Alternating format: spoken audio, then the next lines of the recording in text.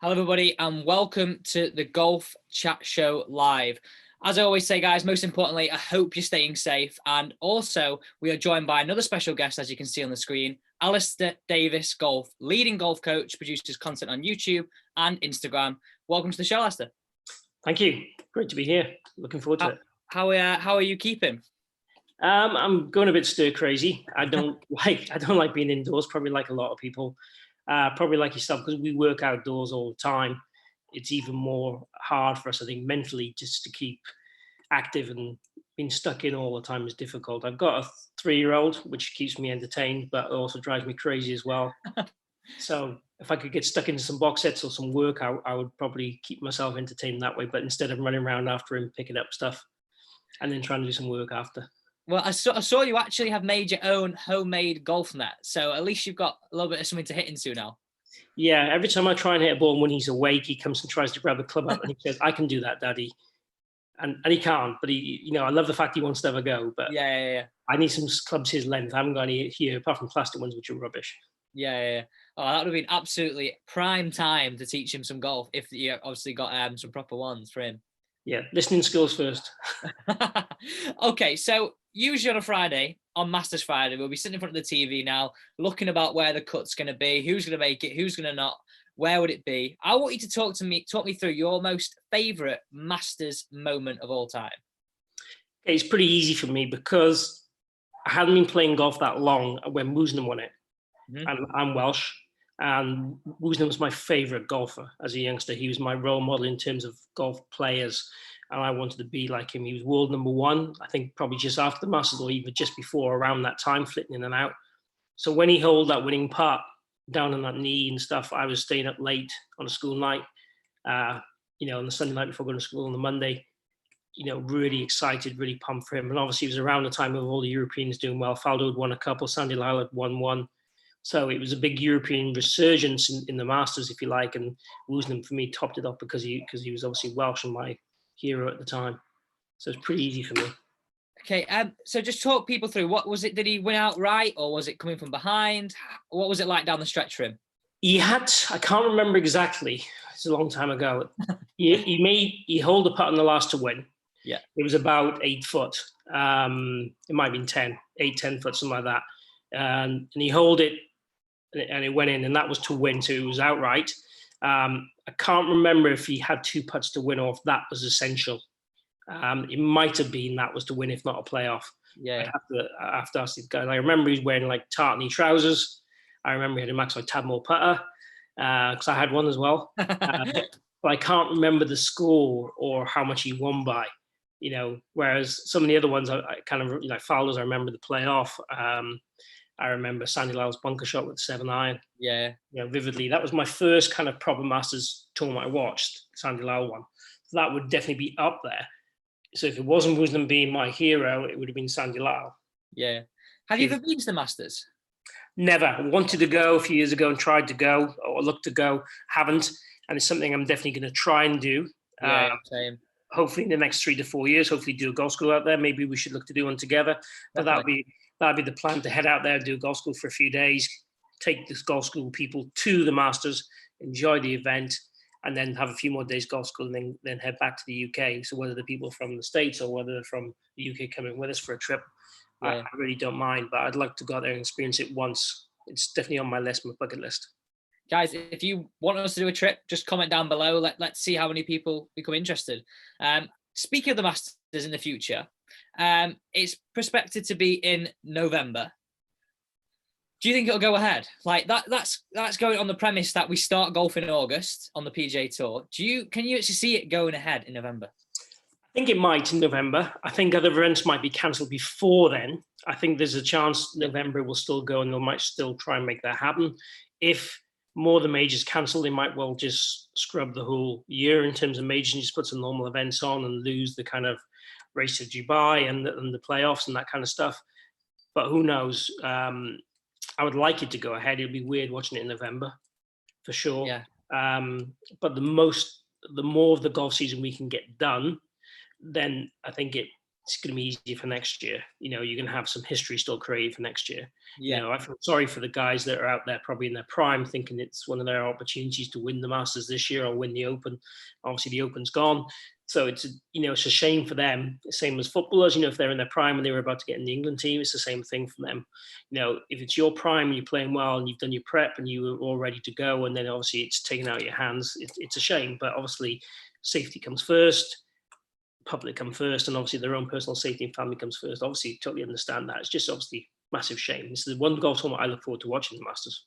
Yeah, I totally agree. Now, I know you coach elite amateurs, elite golfers, young professionals that potentially are now getting on the Challenge Tour. People got the card. Now, if you're one of those players that have just gone from Challenge Tour, got your card on European Tour, like you're saying there, almost getting into your stride, getting into your prime, happy to have the opportunity to grab it by the scruff of the neck and play the European Tour this year, and now it's stopped. How do you kind of stop yourself from going a bit down the fact that you were riding a wave, getting on that wave, getting to European Tour, and now it's like, I have no idea when I'm going to start again? I think it depends on what the directive is going to be from the tour. So if they get full tour card next year and a partial one this year, yeah, I'd be looking at that as an even better opportunity to get more time to get grounded and get established. If they only get obviously a few months to get an opportunity to win enough money to keep the tour card, then I'd be absolutely fretting and gutted and massively on the downer. Yeah. So it all depends on what the directive comes from the tour. I would imagine they would give them a free go next year as well, whether it's a reduced ranking or what they do. And if that's the case, it's a huge opportunity to have more events to play in and have more preparation time. I'd be using this time now to do more technical work because obviously they're not playing at the moment. There's no performance element at the moment. Yeah. So I'd be doing more technical work. So if you weren't quite ready to go technically, it gives you the opportunity to shell lots of balls, do lots of block practice in the garden, in the net, whatever it's going to be, or even taking the information to a range when we can get to a range, and use that opportunity to fine line and fine tune things that they've already been working on and can get closer to where they want to be so they can come out strong. So what would be your advice then? So if a young professional is watching here, maybe not got the European Tour card, but potentially got the Euro Pro or at whatever level they are, what would be your advice? Would it be to kind of look at your weaknesses technically, absolutely practice hard, trying to prepare mentally? What kind of route would you go down? Right now, at this moment, I'd be doing more technical work purely because we don't know when the start is. Generally, a month before the start of the competitive season, I'd want them to start switching into some more mental work and performance work. So they're going to have a month notice, I would imagine. So I'd be doing as much technical work, I'd do as much flexibility work and strength and conditioning work as I can, fine-tuning positions in the golf swing, working obviously with their coach, their advisors, the mentors, looking at what they need to change and why, basing it obviously on evidence rather than aesthetics. Yeah. I like a good-looking swing, but it has to have some purpose. You don't make a change for the sake of making a change without having some kind of outcome. Yeah. So I'd be looking at, can they do as much mobility work, stretching work, strength work, if they're a young professional, and then hit as many balls as they can to get the positionings better, the movement patterns better, and understand the golf swing better. Obviously, if they're not a elite golfer, it'd be the same kind of things, but obviously there might be less strength work, there might be more mobility work. They'd still be working on the golf swing technique to refine it. So same thing, if you're a lot of people who watch our content, our club golfers, they're looking to improve, become the best golfer they want to be. Would you advise them to seek advice from the coach and work as much as you can in those elements of the game? Yeah, I think, a lot of the people I'm talking to at the moment with some online stuff and bits and bobs, we're looking at, the first point of breakdown, as I would call it. So what really is the biggest issue in the golf swing that starts to break down first, and then get them to work precisely on that in detail for a few, I'd call it 2,000 balls, really, something like that. So, instead of looking at more the bigger picture of the whole golf swing, we might be looking at a smaller area, because it's a perfect opportunity, because they're not going to be going out and playing tomorrow or the next day or the next day. When that happens, they're eager to get ball flight really good and they're eager to get the performance really good. Whereas now, because you can't play, it's a huge opportunity to be able to change things that they've wanted to change for a long time. I've been working on my swing in the garden the last 2 days. I haven't worked on my golf swing for... When's the last time you managed to do that? Probably 15, 20 years. Really? I haven't. I've played around with it for 10 minutes. Yeah. But I've looked at it and videoed my swing a lot the last 2 days and thought, right, okay, it's an opportunity for me to hit a few balls. I haven't hit a lot of balls. I've hit probably 30 balls. That's it so far. But everyone's been videoed, and everyone I've been looking at it, reflecting and thinking about what I want to change. And I'm working on the first point of breakdown. So I'll be working on, for me, it's my backswing I'm working on at the moment. It's how I move to the top. And then I've got some stuff to do in the downswing. Then I've got some stuff I want to do in the through swing. So I've got lots to do. Breaking it down to, the backswing stuff is what I'm prioritizing because I'm not playing. If I was playing, it'd be more a case, right, okay, what's the most important thing to get me to be able to perform? Yeah. So it's a prime opportunity right now to be working on the long-term stuff.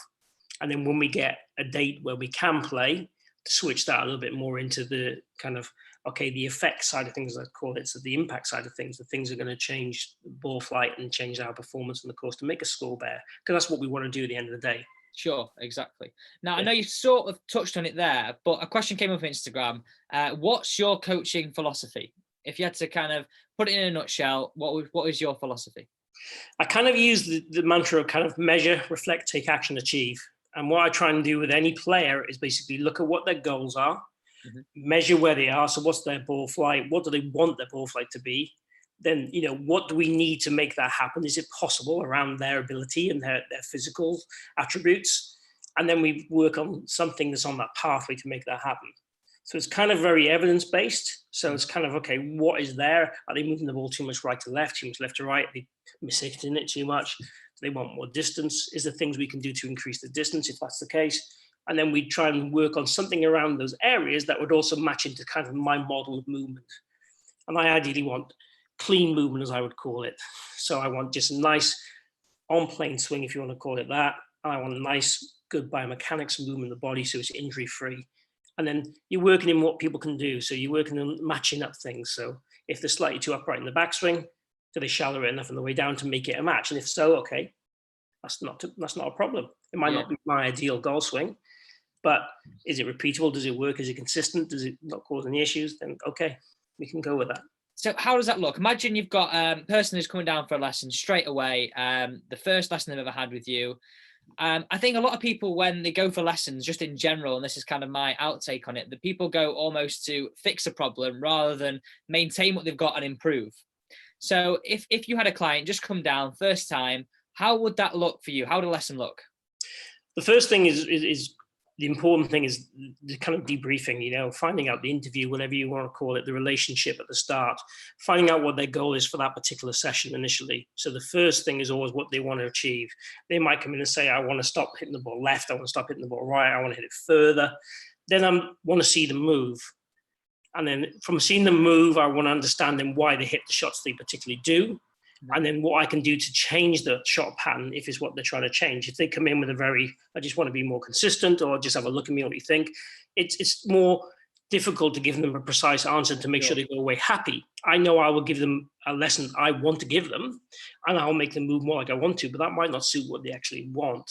So it's very much about finding out what the person wants, seeing if that matches what you can do. And if it does, great, fantastic. If it doesn't, then it's having a bit more of a conversation around what the options are, and then making sure you kind of agree a goal to go forward that they're going to be happy with. So, okay, they want to hit it 30 yards further, but realistically, they've got a really good smash factor, for example. They're moving with nice length, nice width, moving biomechanically quite well. So, okay, maybe we can get a few more yards, but it won't be 30.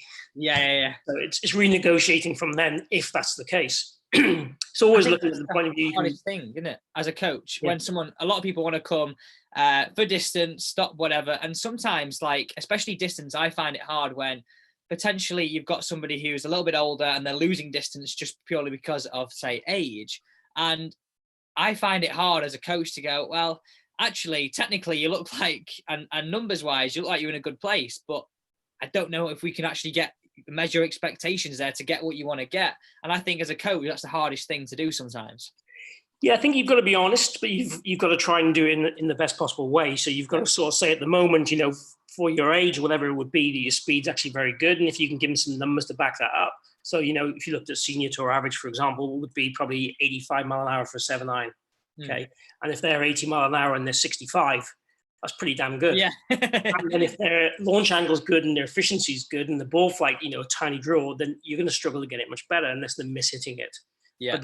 But then their efficiency would be down. Exactly. So, if they're adding loft to the club through impact, then they're going to lose power. If they're cutting across it, they're going to lose power from the obliqueness of the strike. So if they're not doing anything with strings wrong, then you're going to have to renegotiate. You have to say, okay, well, maybe we might be able to give you a few more yards. But unless you start becoming like an Iron Man and change your physique totally, with age, we decrease in speed. There's nothing wrong with saying that. I have. I'm 45 now, and my speed's gone down about 4 or 5 miles an hour since I was about 35. Yeah. I'm going to continue to do that unless, I change my physical outlook and, start training hard, and still going to want to go down though. Yeah. So if you've got somebody, a lot of people potentially who play golf, and we know a lot of the golf demographic is older, would you encourage that person who comes, who potentially can't get any more yards in their game, to work on other aspects and master those? So, for example, short game, pitching, chipping. Would you encourage that as part of their outlook on their lesson, and say, look, we may not be able to get yards, but we can save you shots. We can make you a better golfer. Yeah, I try and do that within every lesson. So if someone comes to me and says, they're a 26 handicap and they absolutely hit it great and they've got good numbers and the ball flight's lovely, then there's obviously other areas in the game that are costing them shots. Sure. So we look at that, and we also look at things like set makeup. So if it was an older golfer, we might look at a 5-wood and a 7-wood, more hybrids, so they can get higher launches and a steeper land angle into the green, so they can be more consistent with the longer clubs. Then we might obviously look at course management, what kind of things they're doing in the course, and short game. Obviously, short game, you'll save more shots than anything else. Yeah. Unless someone's got a very good short game, if you work only on short game with someone, you will save more shots quicker. Long game, they might feel more confident and they might hit the ball more in play, but you're going to save more shots with short game, as you would know. Yeah, without that. People don't like working on it though, do they? Probably about 3% of my lessons are short game. Yeah. I mean, people get a link. I think Chris mentioned this to the title of the week when he was on. He was saying that he finds that the people that come for lessons not necessarily improve their golf, but actually improve their enjoyment of it. So that's another way of looking at it as well. Yeah, I think so. I think some people like a focus point. They like to come and have the relationship with you. They like to have something to work on. I know if I'm practicing, I like something to work on, which is why when I'm on my own, I video my swing a lot, because I know then I've got something to work on. If I'm just hitting balls and I'm hitting it good, I get bored. If I'm failing, I like it. If I'm hitting the ball really badly, I'm determined to put it right. But if I'm giving instruction, so when I've had lessons from some great golf coaches in the past, I love it because I've got a direction to go and work on. And if I'm looking at my own golf swing, I like it because I've got a direction to work on. Yeah. The issue I have when I look at my own golf swing is I try and fix 6 things in once. Yeah. Because I know all the things I want to fix. I can't be selective and go, right, just do this. Yeah, you can't believe the information out. With a coach, you just go, this is all I want you to do. So it's much easier to be told what to do than do it yourself. But, we'll just get stuck in and get it done. Well, now's the time. So yeah. I've got a question for you live from YouTube. Who is the best up and coming golfer to look out for? Jeepers, that's a good one. I like Victor Hovland a lot. Amateur or Challenge Tour Pro, whatever. Yeah, I like Victor Hovland a lot. I think he's got something special. His technique's a little bit different, but I think he's a winner. Mm-hmm. I think he's got the mindset to do really, really well. I think he'll be a Ryder Cup player. So in certain PGA Tour and European Tour, I think Victor Hovland's going to be a big star. For me, he's been on tour a year. Yeah. Probably half a year, really. And he's come top 20 in big tournaments. He's won one on the PGA Tour already. I think he's going to be a big star. He's got a slightly funky pattern, but I really like a lot of what he does. He's fast, he's enthusiastic, he seems to be fearless. I think that's one of the key things, fearless, and the mentality's right with it, along with a lot of talent. Yeah. You know what I find crazy? Every single golfer that comes for a lesson or they watch stuff on YouTube, they're trying to search for a perfect golf swing that's not potentially repeatable for them. It's not their perfect golf swing. But you look at everybody at the elite level, everybody has their own little movement patterns, their own little twitches, their own little things. I think I try and get people to understand is we need to search for your perfect and what does that look like? But I think people find it hard to sometimes hear that from a coach because they see a coach as somebody that, no, you make me perfect.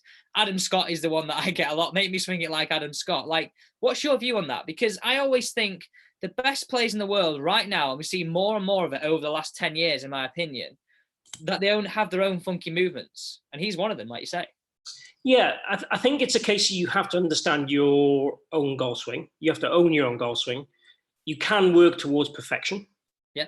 If it exists. I don't think there's hardly any golf swings out there I would call perfect. And there's a lot of very, very good golf swings out there, but they'll all have something that will be slightly different or non-perfect in my eyes, but other positions will be perfect. So I think the key is working towards more perfection, as long as you understand what else it disrupts is important. And always having matches. So Justin Thomas, for example, very upright backswing, not something I would generally teach, but his downswing, he shallows the club absolutely beautifully. He has a slightly funky spine as he does it, but through impact and where the club arrives in delivery, he's absolutely perfect. Yeah. Now, if you change that backswing, you make him worse. Yeah. So you'd have to change the backswing and change the downswing in tandem. Otherwise, you make that golfer, all of a sudden go from being a Ryder Cup player probably to, someone you've never heard of again. And it depends how the confidence is affected in that journey too. Yeah. Well, I mean, you look at Luke Donald, tried to change his swing, tried to search extra yards. And I think now, I mean, in his own words, he's gone back to his old swing, no matter if it's a hybrid between old and new, whatever it might be. You see even some of the elite, I mean, he was world number one and still searching for perfection. Yeah, a similar story to that with Payne Stewart. So Payne Stewart, when he was working with Chuck Cook years and years and years ago, he used to say to him, "You can't change my golf swing." My dad has said never to change my golf swing. After he won his second US Open, he said to Chuck Cook, "I need to change my swing." And Chuck said, "Why?" And he went, "I need to go to the next level." He went, "You just won the US Open." The second time. Yeah. There isn't another level. No, you're at the level. You're there. So he's not wanted to change his swing for donkey's years, being successful, and then all of a sudden now he's searching for that next thing. If you're searching for 1% gains, so if you're trying to get the golf club slightly different position and understand what it gives you if you do it, and it's incremental, I think that's perfect. Yeah. But you understand, so if you start to make a change and you understand the regression, and regression is a word I use quite a lot with golfers, you understand what might happen. Because you can have, for example, steepening and shallowing elements in the golf swing. So if you make something wider, then you're going to make something shallower. And if you don't match them up, you end up hitting the ball heavy or thin, topping it. And your golf swing doesn't look massively different. No, but you see quite a lot of different results. Exactly. So you have to understand the movement patterns.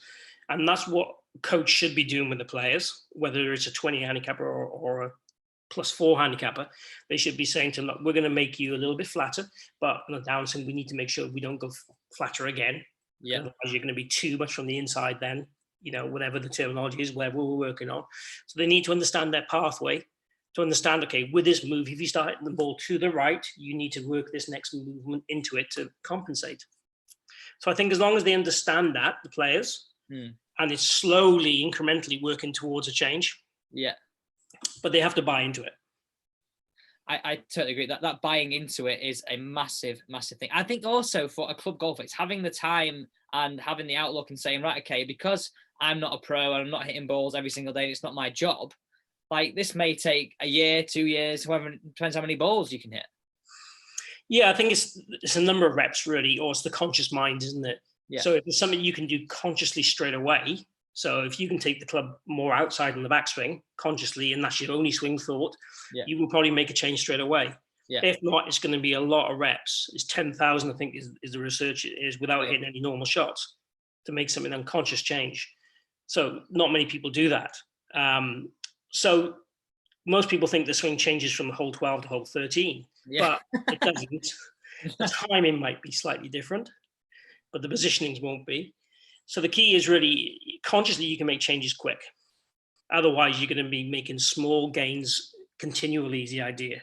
Yeah. You might make some bigger movement changes sometimes. And obviously, the worse the player, the more the big movement changes you can make, because they're not as ingrained as a better player. Better players take more work to make changes and more exaggerated feels, generally speaking. Yeah. Yeah, and you see that on the range, don't you? Justin Rose to be one of them. I mean, Eddie Pepperell, his pre-shot routine last year with the back of his hand and doing all these kind of, everybody wasn't or didn't know what golf was and they were watching it. They're thinking, what the hell's going on here? But like you say there, because they've got this movement pattern, which is more ingrained, they have to feel the opposite quite a lot more. Yeah, massively. And that, it doesn't hurt any player to feel the opposite a lot. That was my recommendation, but you feed what you need. So you might do massively exaggerated practice swings, then see how much you change. If that changes you too much, then you do slightly less exaggerated practice swings or drills. And then, so you find that kind of, I call it recipe or tablets to suit you. Yeah. What do you need to improve and change you is the key thing. And it's that ownership again. Now, I've got a next question here for us, Al. Came from Instagram, and this is one I actually love. Who has been your biggest influence on you as a coach? Okay, pretty easy for me to answer as well. So, Pete Cowan. Very fortunate when I was just qualifying. I was working at the Belfry at the time. Pete came and did training days with us. So he came and spent full days with us coaching, teaching us through his methods, his philosophy, what he does, how he does it, and so on. So we had about 5 days with him over a period of about 2 or 3 years. And ever since then, I've been to a lot of conferences with him as well. I've watched him coach a little bit just when he's been with us doing the training days. He's been a huge influence to me. It is everything really. His knowledge, his thirst for knowledge, his delivery, his success. Everything really about him. He's been outstanding with me ever since I've known him. He's always been very generous with his time and knowledge and information, and been truly successful in his own right. Obviously from the word go. So he's been a huge influence on me. Chuck Cook has been an influence on me as well. Mm-hmm. Spent a lot of time at his conferences, and I went out and spent some time with him in Dallas, watching him coach. Had a lesson with Chuck myself as well. So he's been a big influence as well. I like both those two guys very much, and some of the modern guys too. But those two, from the start of my coaching career 22 years ago, have been a huge influence. And have they modeled the way you coach today? Have you taken elements of both of them to make kind of how you put things across, and how you teach and your philosophy? Yeah, definitely. I would probably say to you, it evolves. It still involves now. I still try and look at stuff. I need to spend more time on education. I haven't done a lot the last few years, apart from stuff I've done online. But what I used to do is go and spend time watching coaches coach. I used to go, so I went to the States and so on, watch Chuck for 2 days, watch Randy Smith for a day as well. I like that kind of stuff. And you might come away with just 1 or 2 nuggets which help and shape you. And that's what I've tried to do in my career, is pick bits from different people throughout the years that I've enjoyed watching and seen. And that goes not just with coaches as well. It's with BIMEX, it's with physios, it's with all sorts of the putting people, everyone. I've been fortunate enough. I spent a lot of time with a lot of really, really good people, top coaches, nice people as well, generous with the times, and, different fields. So people are specializing in what the body does, people are specializing in what the mind does, people are specializing in, concepts and so on. It's been great. And I need to keep doing it because, life gets in the way, unfortunately. Yeah, especially having a 3-year-old like you. Okay, so we know the Ryder Cups will hopefully going to be, fingers crossed, happening at the end of the year. Yeah. If we don't have much golf between now and then, how do you pick a team? That's the question that came in from Instagram. How do you pick a team? Do you go, okay, we cut it off now, most people have played up to now, and we see what the rankings are, or we go on world rankings, or out of the few tournaments that we have, we try and go, okay, we're going to go with who's in the best form. How do you do it? I think the only fair way to do is world ranking. Yeah, I'm down that route. I'd have probably more wild cards picks, just to make sure that the captain can have a little bit of what he knows and sees in the teams, well, people to suit that particular course, pairings, and people are obviously going to match what he wants them to do for that particular week. You might know someone's playing really, really well, but hasn't had the opportunity to play to get the world ranking points. But I do on world ranking. It's the only fair way to do it. Yeah, because I think, like you said there, you mentioned, I like what you just said there about having potentially more captain's picks, because there are people that I think might get in the team or might not get in the team, but depending on their world ranking, they might not even have a look in. But also on the flip side of this may be an opportunity for people to get in a Ryder Cup squad that show a bit of form around the time, who may never have had a chance before.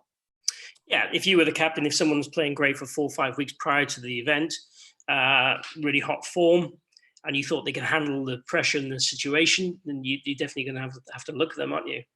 There's lots of great players out there, and you want someone in streaky form, don't you? But also you want pairings. The issues people have had in the past, I think, is people who use different types of balls for foursomes. So one that uses the ball that goes high, one uses the ball that goes low.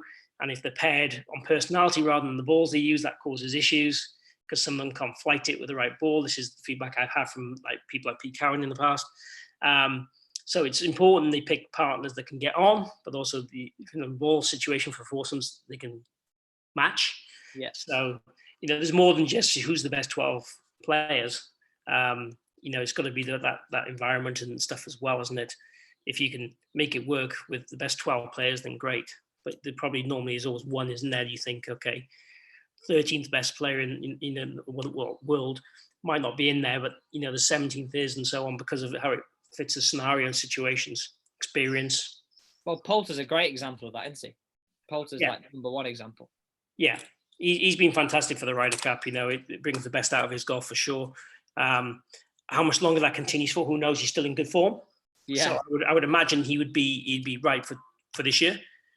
But whether the next one, he might be moving more towards, I don't know, captain's role, or the year after. He'd be a great captain, wouldn't he? He'd be an absolutely great captain. You might be 2 more Ryder Cups away, possibly. I don't know how old Poulter is, but I think he's mid-40s, isn't he? Something like that. Yeah, something around. 40s, mid-40s. So he might well be still good for another 2. He might be good for another 3. Who knows? He's in good shape, isn't he? And his form is better last year than it was 2 years ago. Arguably, you could say that, and he's working hard at his games. Who knows? I just hope it does go ahead, because it'd be it's something to look forward to at the end of the year. You'd have the Masters, you'd have the Ryder Cup, you'd have hopefully the Tour Champs. It's potentially like a month of unbelievable golf. I think as golf coaches and in the golf industry, after the winter we just had, everybody will agree with this. We need something to galvanize people and get people back into golf. Yeah, I think if you can have some really major events, you might just lose a lot of the small events, and you might just have a lot of big events, as you said. The Ryder Cup, the majors, and some of the bigger playoff events. In FedEx over there and the Race to Dubai over here, you might just have some really, really big events. The only bad thing about that is those lower-ended tour players that might not get in them.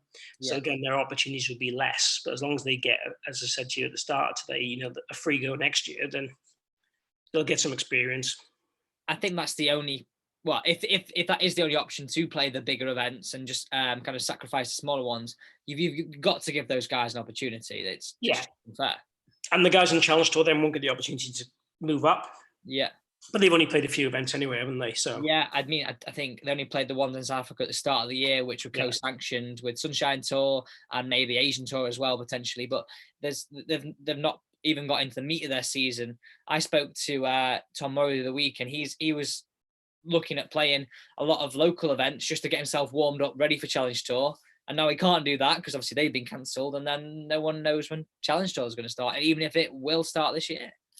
Yeah, there's a perfect thing to do, though, what he was trying to do. Paul Broadus did that for 2 years. Yeah. When he kind of left the European Tour and went to Champions Tour, he played in that Winter Series of my club. He played all the Winter Series events. He played all the local pro-ams and things like that, just to keep competitive for 2 years, or a year and a half, I think it was. I played with Paul Broadhurst in an 1836 event at Mottram Hall in the rain, and we all had like our hats on or gloves on, and I didn't realise who it was until we got to the end. And then a couple of years later, he's won the Seniors Open, and I'm like, bloody hell, I played in the chucking down rain at Mottram Hall with him. Yeah, he played in everything. Yeah, he didn't do it for the money. At least I don't think he did it for the money, because he obviously had a very successful European Tour career. He did it to be competitive. He wanted to make sure when he got to 50 years of age, he was still competitive rather than having a year of doing not a lot. He felt, I think, he wasn't competitive on the European Tour to stay on it, because I think he could have still played in a few events with his ranking from, I think, career earnings.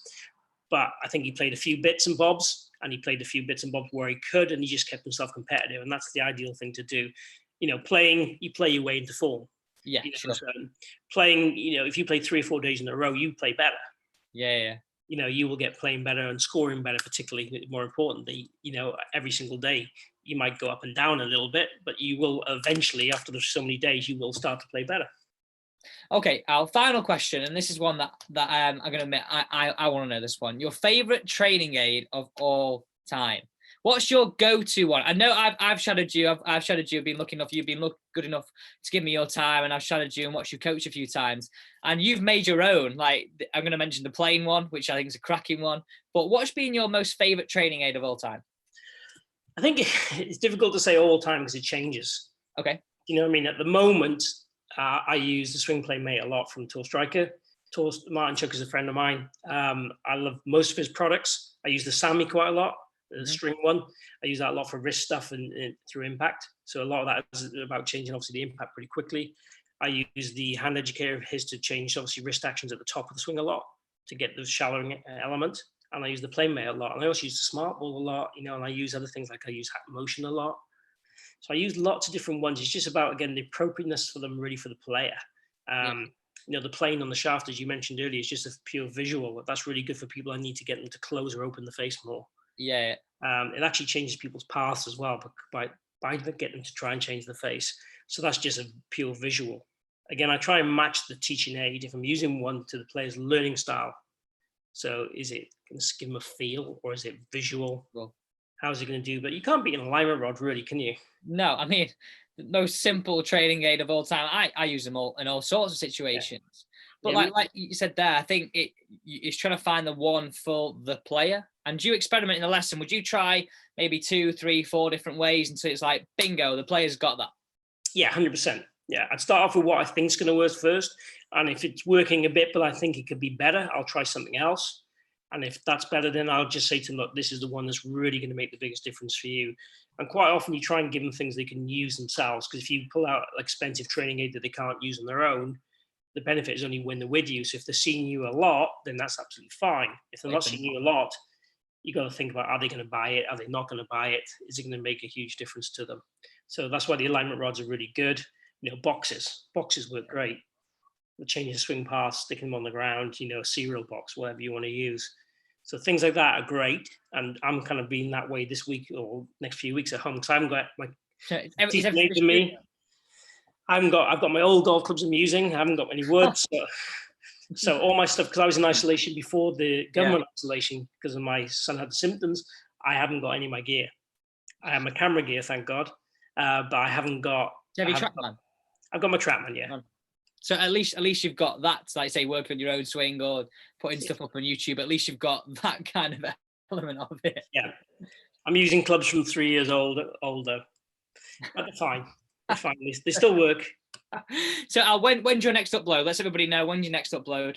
Sunday's my next upload, unless I manage to get the charity video done in time. So as Alex, you know, we're doing a charity video, which I've got 16 creators on board at the moment, as long as they all give me their clips. I'm aiming for 3 clips to come. So when I get those 3 clips, I've asked them to get them to me by this weekend. So that'll be 16 home tips, and that's including people like Rick Shields, Me and My Golf, yourself, me, Chris Ryan, lots and lots of other great YouTubers and coaches. Martin Chuck's on it. So they're all going to be home-based tips, and that's going to go up hopefully Monday, if not Saturday. But I think it's more or less looking like Monday. Right. And that's going to be all the proceeds from that are going to the NHS charity.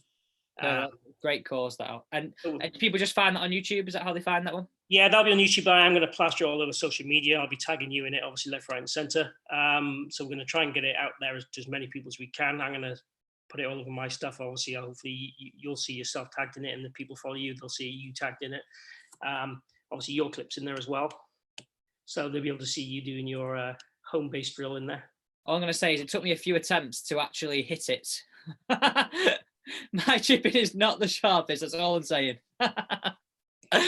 Other than that, I've got a video out Sunday. So Sundays, Tuesdays, and Thursdays are my release days, 3 days a week. And this will be an extra video, the charity one. But it'll be really good because it'll have 16 really good YouTubers, coaches, all involved in that. Are all giving you, so you'll have 16 home drills to do. So you can pick your way through them, do each one, pick the one you like best. I've seen obviously 13 of them so far. They're really good. So perfect, Al. Thanks very much for coming on the show tonight. Pleasure. Enjoyed it. Thank you, and stay safe. Thank you guys for watching tonight's show on Alex Elliott Golf. If you did enjoy the content, as always, don't forget to hit the subscribe button. We'll see you tomorrow for our regular uploads at 2, but also on the Golf Chat Show tomorrow night at 7 p.m, where we've got Sophie Walker on. Thank you, and see you next time. See you.